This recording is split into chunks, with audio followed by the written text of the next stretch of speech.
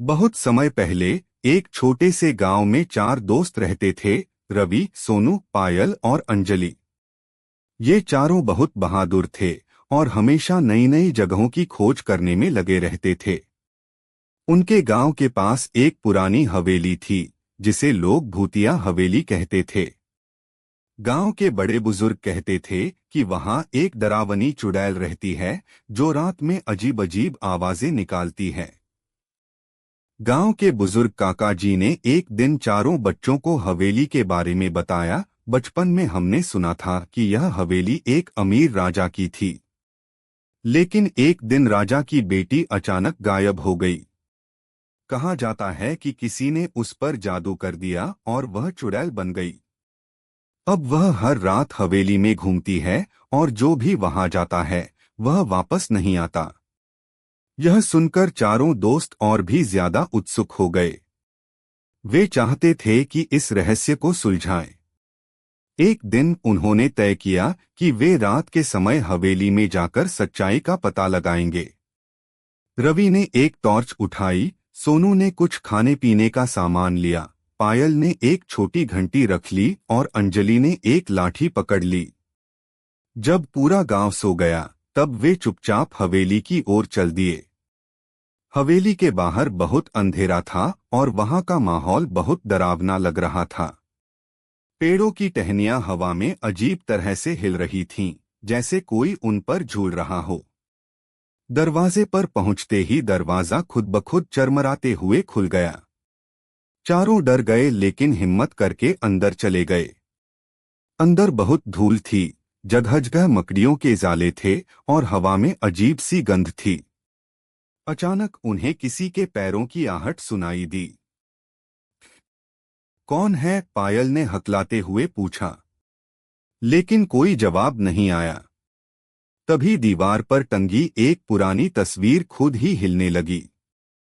उस तस्वीर में एक छोटी लड़की थी जो बहुत डरावनी लग रही थी। उसकी आंखें चमक रही थीं। जैसे ही वे आगे बढ़े, अचानक एक तेज हवा चली और एक डरावनी आवाज गूंजी, "कौन है? मेरी हवेली में क्यों आए हो?" सामने एक भयानक चुड़ैल खड़ी थी। उसकी बड़ी बड़ी लाल आंखें, लंबे लंबे नाखून और उलझे हुए सफेद बाल थे। अंजलि घबराकर बोली, हम सिर्फ यह जानने आए हैं कि इस हवेली में क्या रहस्य छिपा है। चुड़ैल जोर से हंसी, अगर तुम यहां से भाग सकते हो तो भाग जाओ, वरना हमेशा के लिए मेरी हवेली में रह जाओगे। चारों भागने लगे, लेकिन उन्हें एक गुप्त दरवाजा दिखा। जैसे ही उन्होंने दरवाजा खोला, अंदर एक पुरानी किताब पड़ी थी। उस किताब पर लिखा था, जिसने इस श्राप को तोड़ा वह हवेली को बचा सकता है। रवि ने किताब खोली और पढ़ना शुरू किया। उसमें लिखा था कि यह चुड़ैल असल में राजा की बेटी रानी प्रिया थी, जिसे एक दुष्ट तांत्रिक ने श्राप दे दिया था। श्राप को तोड़ने के लिए एक पवित्र मंत्र बोलना था और हवेली के बीच में रखे दीपक को जलाना था। सोनू ने जल्दी से दीपक जलाया और अंजलि ने मंत्र पढ़ना शुरू किया। शांति स्वरूपाय नमः। इस श्राप को तोड़ो और आत्मा को मुक्त करो। जैसे ही उन्होंने मंत्र पूरा किया, हवेली जोर से हिलने लगी। तेज रोशनी हुई और अचानक चुड़ैल जमीन पर गिर गई।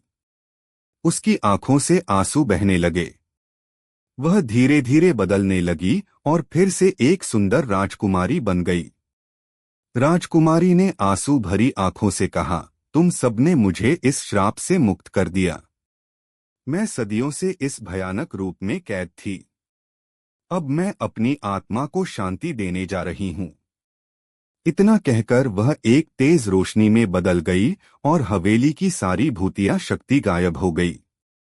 जब चारों दोस्त गांव वापस आए तो उन्होंने गांव वालों को सारी कहानी बताई। गांव के सभी लोग बहुत खुश हुए और उन्होंने उन चारों को बहुत सम्मान दिया। अब वह हवेली भूतिया नहीं रही, बल्कि एक ऐतिहासिक स्थान बन गई, जहां लोग राजा की बेटी की बहादुरी की कहानियां सुनने आते थे। हमें इस कहानी से ये सीख मिलता है कि कभी भी अंधविश्वास से डरना नहीं चाहिए। हर रहस्य को समझदारी और हिम्मत से सुलझाया जा सकता है।